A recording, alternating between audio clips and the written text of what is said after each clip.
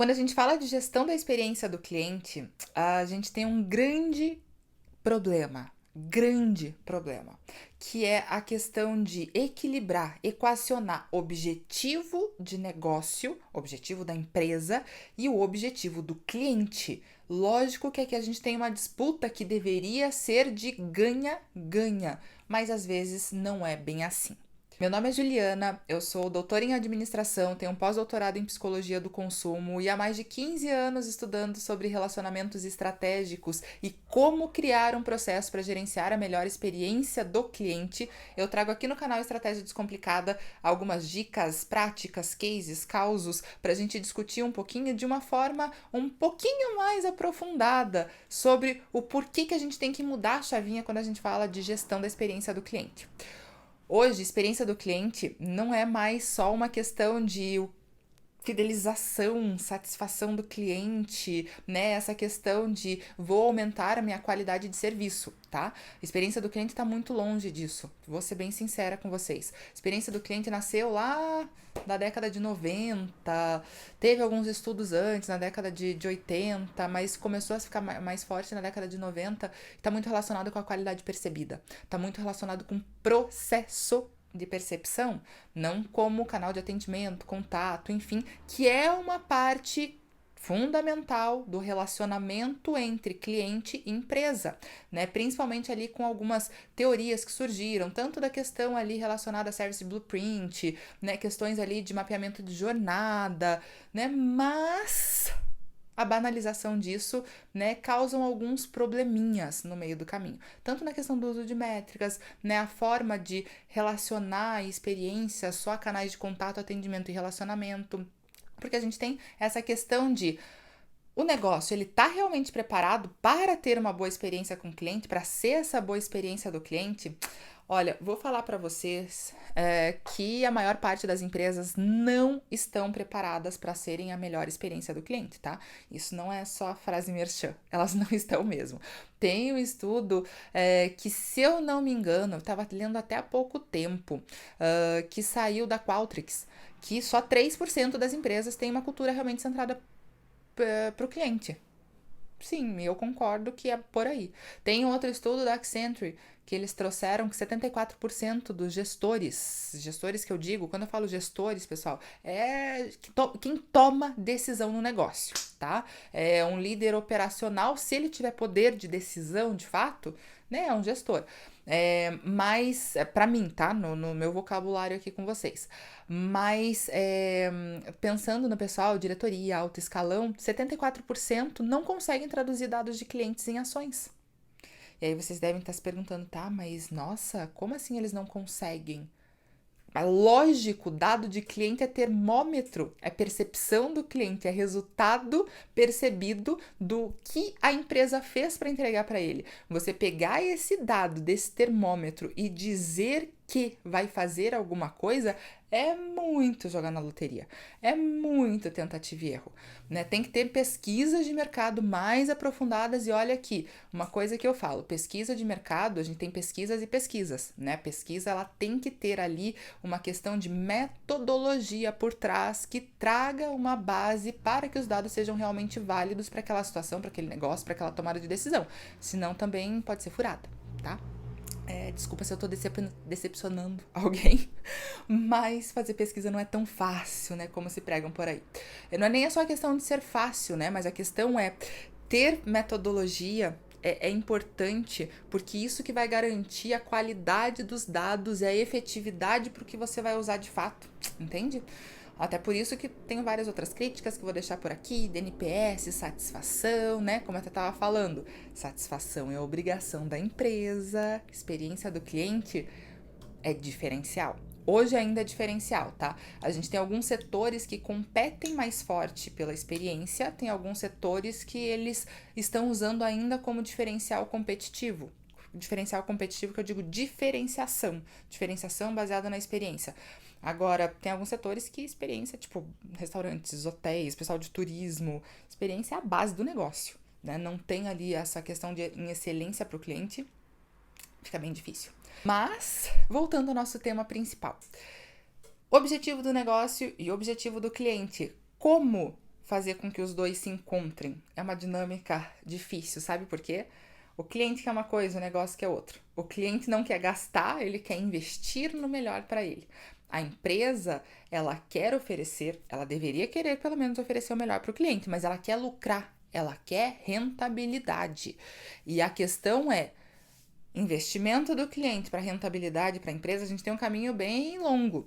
E aí muitas empresas pensam muito nessa questão de vou fazer um processo de vendas, vou acelerar minhas vendas, vou criar escala. E o que eu trago hoje para a gente conversar um pouquinho aqui é a questão de startups.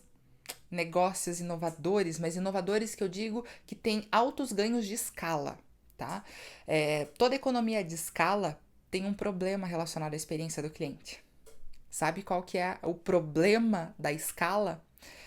Tudo que gera uma escala muito alta tende a ter um menor valor percebido, primeiro, pela questão da falta de exclusividade no mercado. Exclusividade, não tô nem falando da questão de o teu produto, o teu serviço é uma Ferrari. Eu tô falando de se todo mundo tem, é uma coisa que cadê meu apego de fato emocional para ter? A não ser que exista uma questão ali de um vínculo desse produto em um grupo, a questão de um pertencimento, né? Então ali é ter esse produto, ter esse serviço, ter esse acesso, ter proximidade dessa marca, tem uma representatividade social para esse cliente muito maior. E a representatividade social que eu digo aqui é a questão dele comprar para ele se sentir, comprar para ser, comprar para pertencer, e não necessariamente só o produto e serviço em questão. É o valor do produto para o cliente. E nisso, a gente tem ali uma questão de que para você ter algo desse valor, você não pode criar uma escala muito grande. A partir do momento que você cria uma escala muito grande, do todo mundo tem, a lógica é você trabalhar com custo. Você ter um custo baixo. Inclusive, startups que trabalham com base tecnológica tá aí. O custo de produção é extremamente alto, mas depois o custo da escala, o custo é baixo. Então, trabalhar com essa ótica, na hora que você vai virar a chavinha para o aumento de demanda do teu produto, pelo teu serviço, pela tua tecnologia, enfim, é o pior ponto para a experiência do cliente. O pior.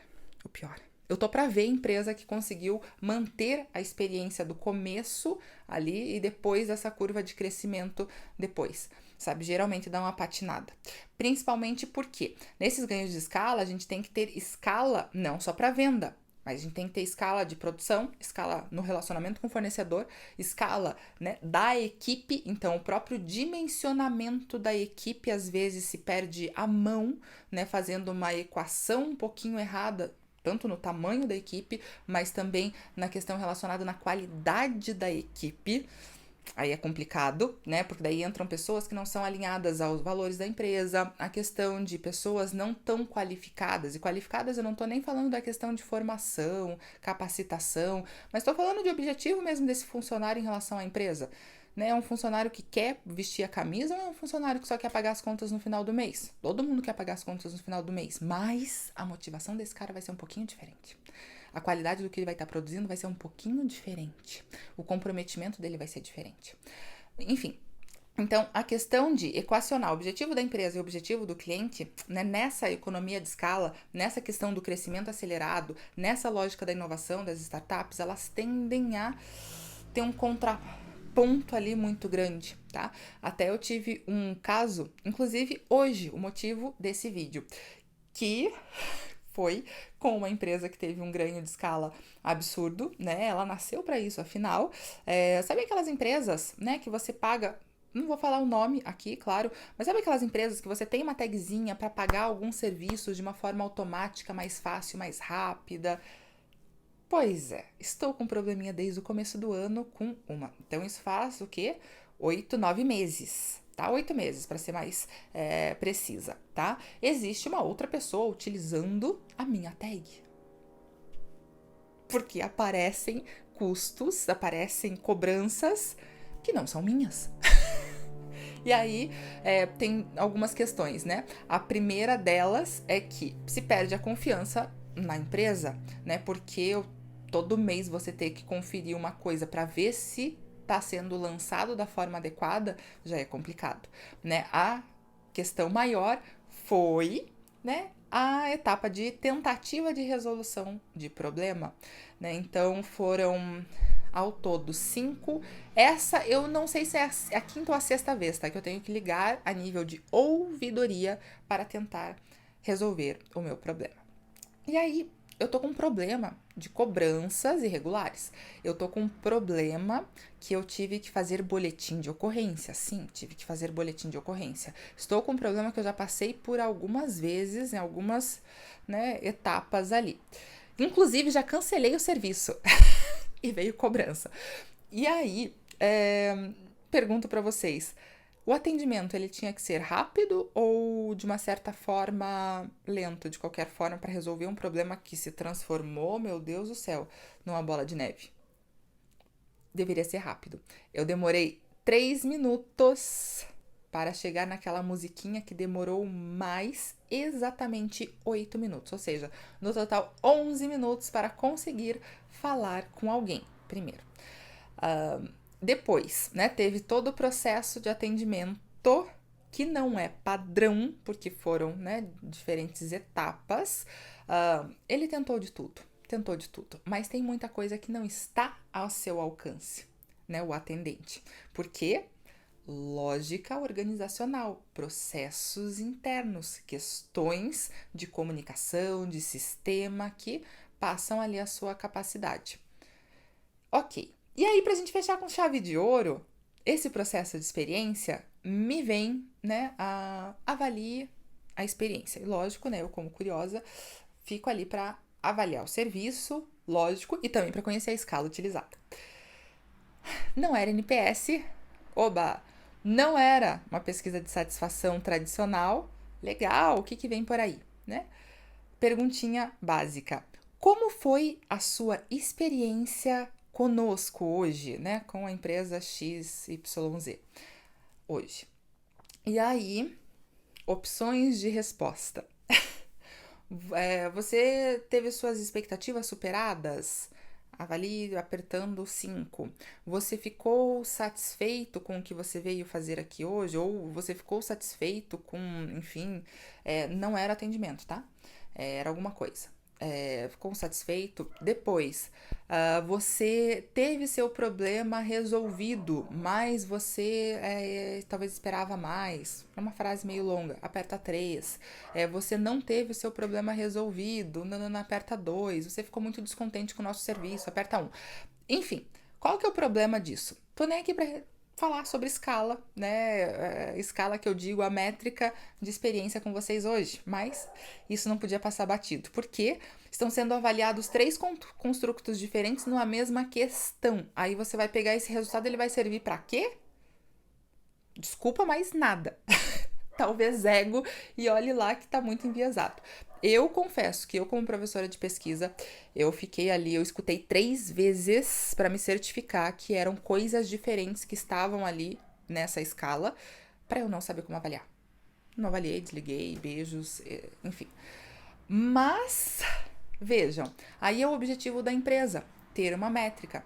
O objetivo do cliente é avaliar. Então, como juntar, né? O objetivo do cliente é ter facilidade de serviço, facilidade. Inclusive, ele está usando uma tag para isso, para pagar rápido, para agilidade. Tempo para ele é dinheiro. A empresa tá vendo o tempo dela, não necessariamente do cliente. Percebeu? E aí pergunto, como que está a competitividade nesse setor de tags?